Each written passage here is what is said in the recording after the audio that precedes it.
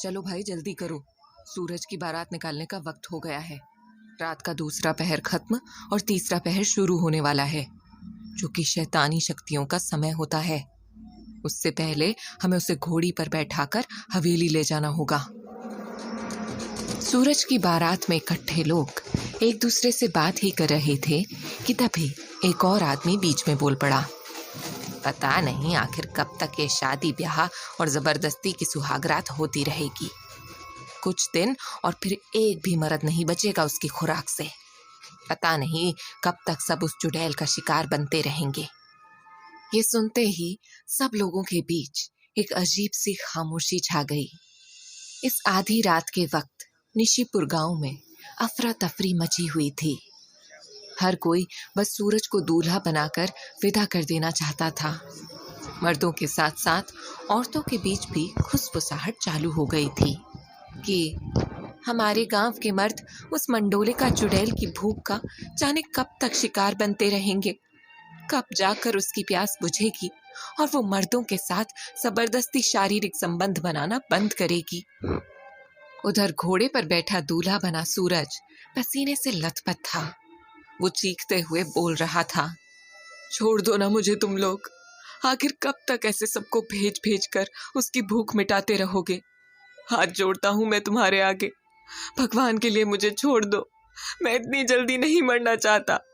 ये बोलते बोलते सूरज का गला भर आया था, लेकिन गांव वाले उसे घोड़ी पर से उतरने नहीं दे रहे थे। एक तरफ से रमेश ने उसके पैर पकड़े तो दूसरी ओर से विकास ने। कोई भी उसकी बात सुन नहीं रहा था। रात के 2 बजे अंधेरे में पूर्णिमा की चांद की रोशनी में सभी लोग सूरज को घोड़ी पर बैठाए हुए थोड़ी ही देर में उस खंडहर वाली हवेली के पास पहुंचते हैं। भीड़ से एक आदमी ने कहा, सुनो, तुम लोग जाकर उस दरवाजे को धक्का देकर खोलो, और हाँ, सूरज के अंदर जाते ही एकदम बंद कर देना। और मुकेश, हरीश, तुम लोग जरा सूरज को घोड़ी से नीचे उतारो, तुम्हें जबरदस्ती उतारना पड़ेगा, ऐसे नहीं उतरेगा वो।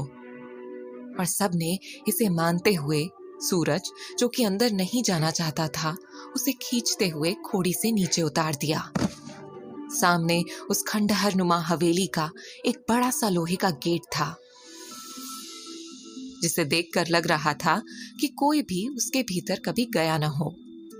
पूरी हवेली और उसके दीवार झाड़ियों और लत्तियों से ढकी हुई थी और हर तरफ जाले लगे हुए थे। अगले ही पल सब लोगों ने सूरज को उस दरवाजे के अंदर धकेल दिया। सूरज हड़बड़ाते हुए कुछ कहता, कुछ करता, उससे पहले दरवाजा एक तेज आवाज के साथ बंद हो चुका था। गांव वाले उस दरवाजे को खींचकर बंद करके वहां से भाग चुके थे। सूरज कुछ भी सोचने समझने की हालत में नहीं था। वो अंदर ही अंदर कांपे जा रहा था। उसका गला सूख रहा था।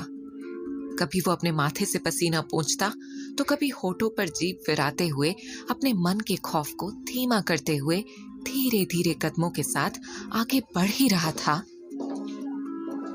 कि उसे धीरे से किसी की आवाज आई, सूरज, ओ सूरज, कितनी देर लगा दी तुमने? उसकी आवाज में एक अजीब सी कशिश थी। सूरज तेजी से उसकी ओर पलटा और अगले ही पल उसके सामने जो कुछ था वो सूरज की सोच से परे था। और अगले ही पल सूरज गिड़गिड़ाते हुए बोला, मुझ पर रहम करो, मुझे जाने दो, मैं मरना नहीं चाहता। ये बोलते हुए सूरज न जाने कितनी बार मंडोलिका के सामने हाथ जोड़कर मिन्नतें कर चुका था, पर मंडोलिका की अजीब मुस्कान से साफ था कि आज वो सूरज को किसी कीमत पर छोड़ने नहीं वाली। और अगले ही पल सूरज ने महसूस किया कि पूरे कमरे में एक तेज खुशबू फैल गई है। मंडोलिका कोई आम सा दिखने वाला चेहरा नहीं, बल्कि एक बेहद हसीन सा दिखने वाला जादू था। उसकी पतली कमर और खुले रेशमी बालों के बीच उसके शरीर का जितना भी हिस्सा खुला हुआ था, उसके आकर्षक शरीर की बनावट को दिखाने के लिए काफी था। उसके उभार पर कसे कपड़े पर लगा एक खास रत्न उसकी सुंदरता और चमक को बढ़ा रहे थे। उसकी गहरी काजल वाली आंखों में एक अजीब सी शारीरिक संबंध बनाने की लालसा पसरी हुई थी। और तभी वो सूरज के करीब आते हुए बोली, आखिर कब तक दूर से निहारोगे सूरज, करीब आओ।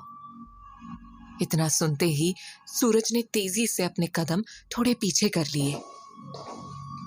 पर यह बात मंडोलिका को सहन नहीं हुई और उसने चीखते हुए कहा, क्यों तुम मर्दों को प्यार और सम्मान रास नहीं आता? और ये कहते ही मंडोलिका ने सूरज को अपनी ओर खींच लिया और अपने होठों को उसके होठों से मिला दिया। होठों के मिलते ही सूरज पर उसका खौफ बढ़ चुका था। वो इस मंजर को देखना भी नहीं चाहता था, इसलिए उसने अपनी आंखें बंद कर ली।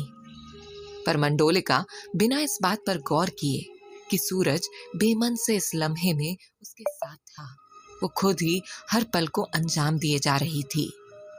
और दूसरी ओर सूरज के लिए हर बढ़ता हुआ लम्हा खौफ पैदा कर रहा था। मंडोलिका के सीने से लिपटते ही सूरज का पूरा बदन सिहर गया।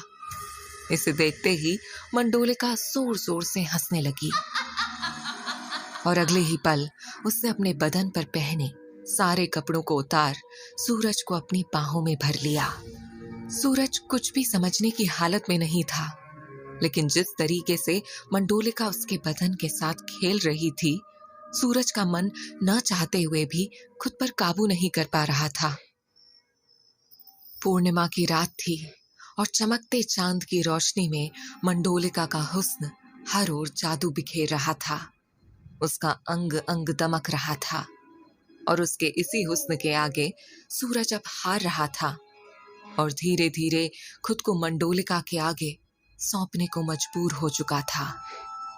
वो न चाहते हुए भी मंडोलिका में डूब रहा था।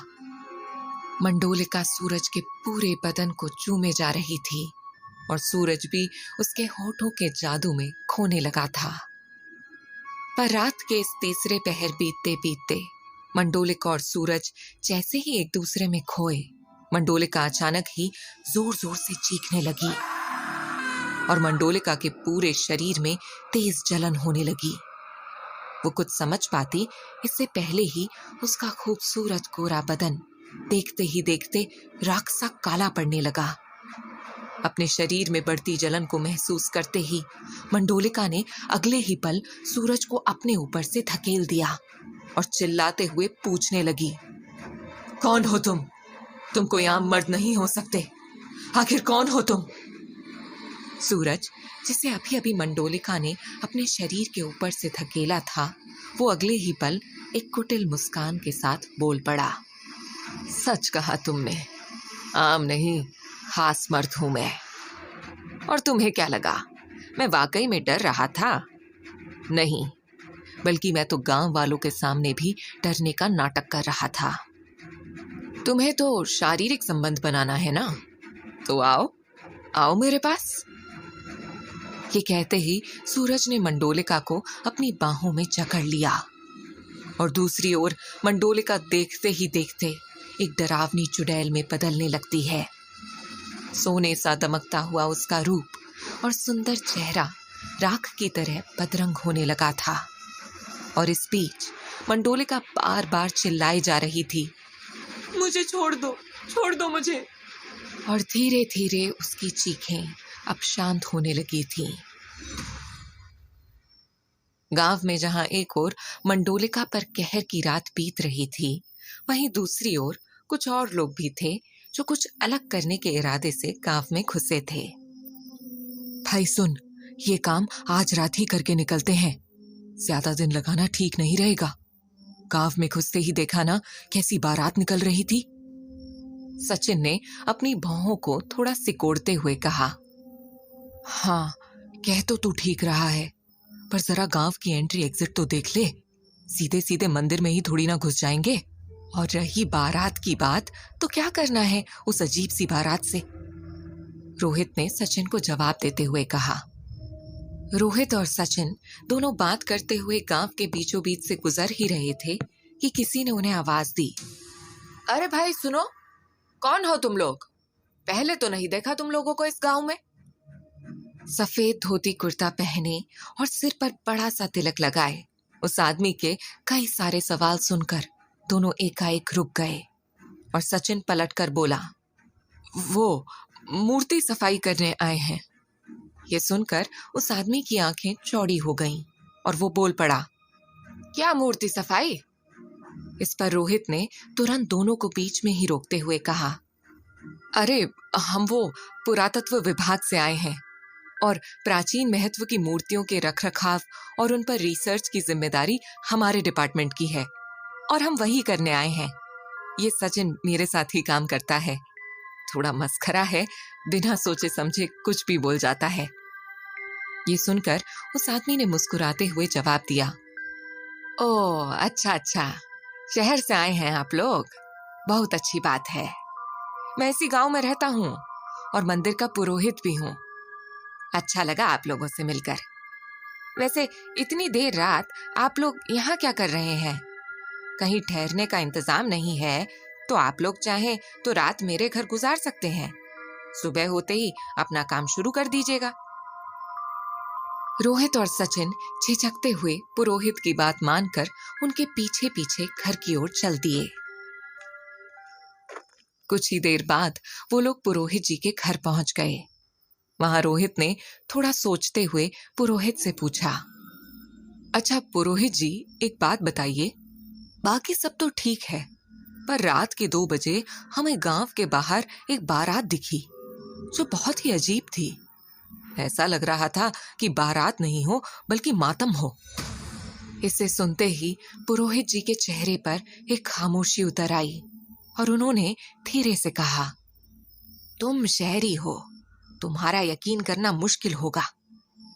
हमारे गांव में एक चुड़ैल का वास है जिसका नाम है मंडोलिका और हर पूर्णिमा की रात हमें इस गांव से एक मर्द को उस हवेली में मंडोलिका के पास भेजना होता है ताकि वो उस मर्द के साथ सुहागरात मनाकर अपनी भूख मिटा सके।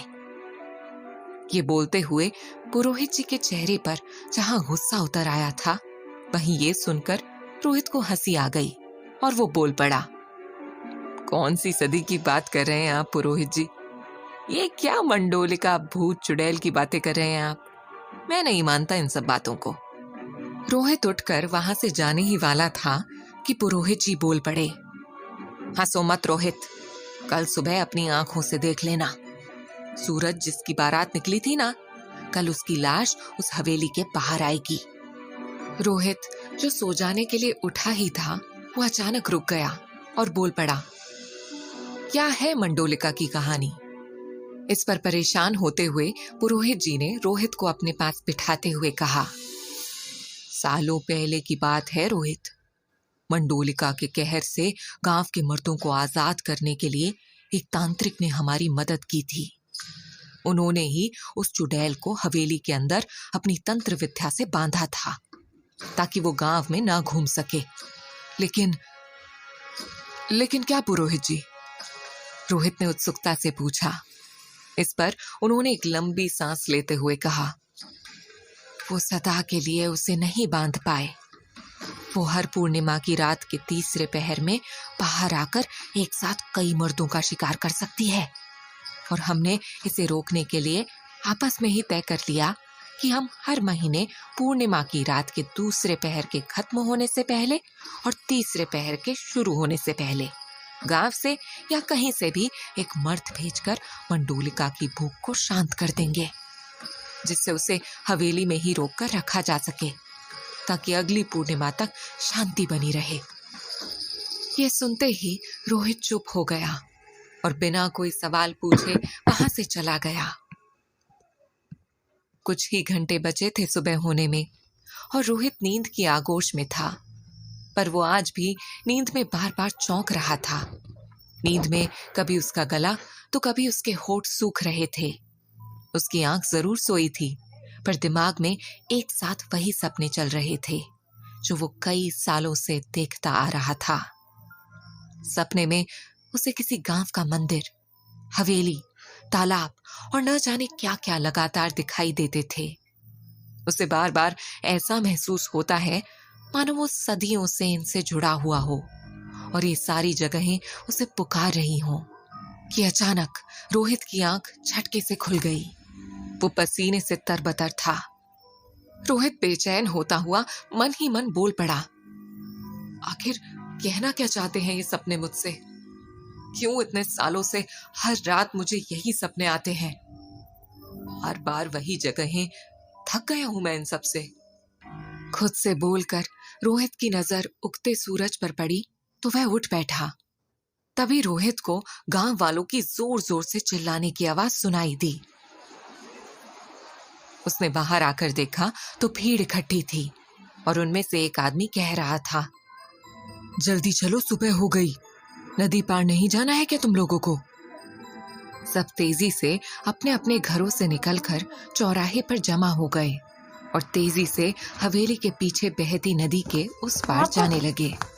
सब नदी किनारे पहुंचे ही थे कि सामने का नजारा देखकर सबकी आंखें फटी की फटी रह गईं, क्योंकि वहां कोई था ही नहीं। उन्होंने इधर उधर नजर घुमाई तो देखा कि पेड़ के नीचे कोई बैठा हुआ है। अरे ये तो जिंदा है। ये क्या दिख रहे हैं हम? ये जिंदा कैसे हो सकता है? पेड़ के नीचे और कोई नहीं बल्कि सूरज था, जिसे देखते ही कुछ लोग डरे पर अगले ही पल हिम्मत करके आगे बढ़े। तभी गांव के एक आदमी ने तेजी से सूरज की ओर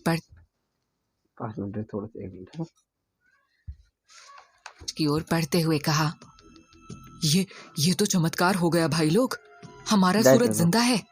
ये मंडोलिका के कहर से जिंदा बच गया। कुछ ही देर में गांव में ये बात आग की तरह फैल गई थी कि सूरज जिंदा है। मंडोलिका के साथ पूरी रात गुजार कर भी वो जिंदा है। और ये बातें सुनकर रोहित और सचिन भी तेजी से नदी के पास इसे देखने पहुंच जाते हैं, जहां गांव के लोग जमा हुए थे। सब सूरज को घेर कर बातें कर रहे थे कि तभी उनमें से एक आदमी बोल पड़ा, काका, सूरज की सांसें तो चल रही हैं, पर आप लोगों ने देखा, ये कुछ बोल नहीं रहा। तभी एक और आदमी बोल पड़ा, अरे इसके जिंदा होने की खुशी में हम भूल ही गए कि इससे पूछें कि आखिर हुआ क्या। और ये सुनते ही एक और आदमी तेजी से झुका और सूरज को हिलाने लगा। अरे सूरज, बताओ भी, ये सब हुआ कैसे? क्या हुआ तुम्हारे साथ पिछली रात? पर वहां मौजूद सब लोगों ने महसूस किया कि सूरज के ठंडे शरीर में कोई हलचल नहीं थी और ना ही उसके चेहरे पर कोई भाव था।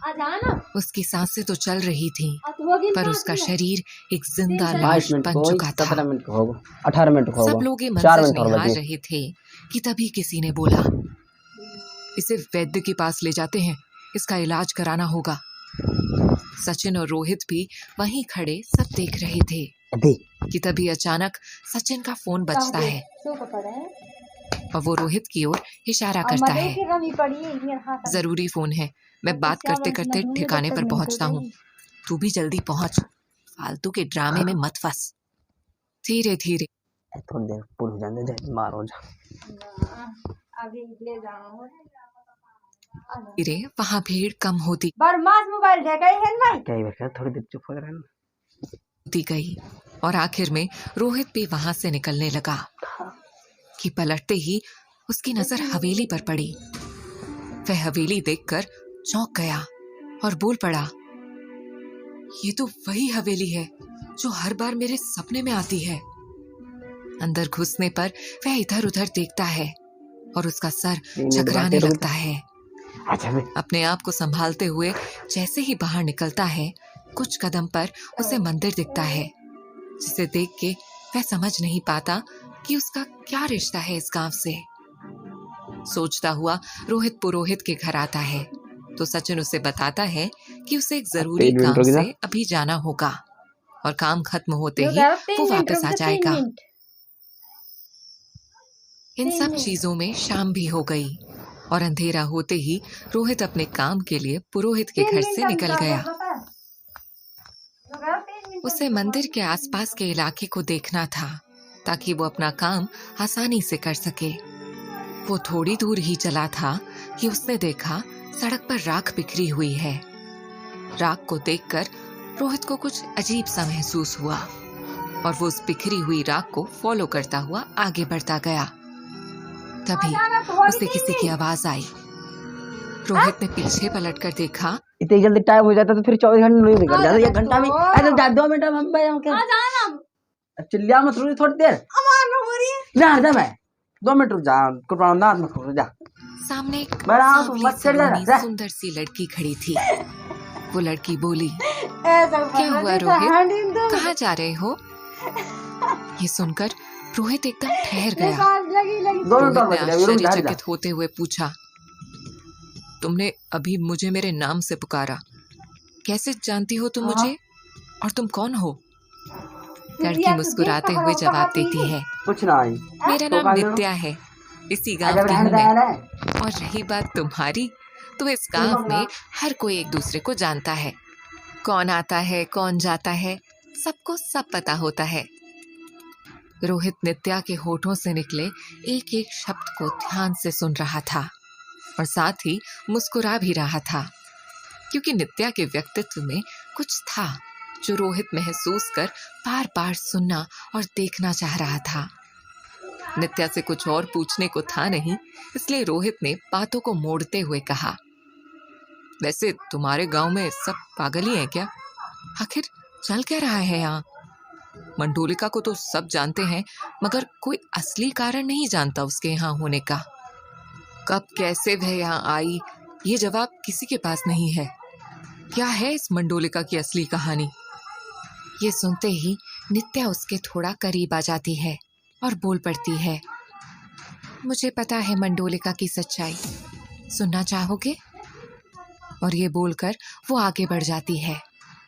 रोहित, जिसे अब सच में जानना था कि आखिर क्या है मंडोलिका की कहानी, रोहित धीरे धीरे नित्या के पीछे चलने लगता है कि तभी रोहित की नजर शमशान घाट पर पड़ती है। वहां किसी की चिता धू धू कर चल रही थी।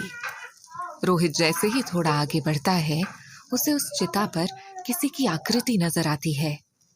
उसे देखते ही रोहित की आंखें फटी की फटी रह जाती हैं, क्योंकि चिता पर बैठी हुई वो लड़की जैसी प्रतीत हुई। हैरानी की बात ये थी कि वो लड़की भयंकर आग के बीच भी ना चीख रही थी ना चिल्ला रही थी।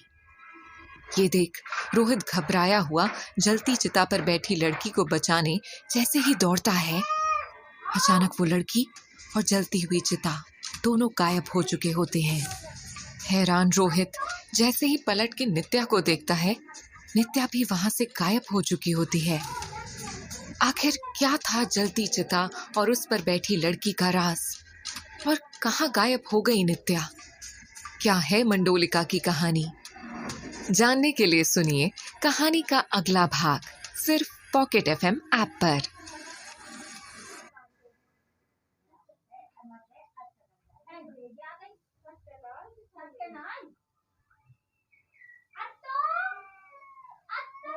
रोहित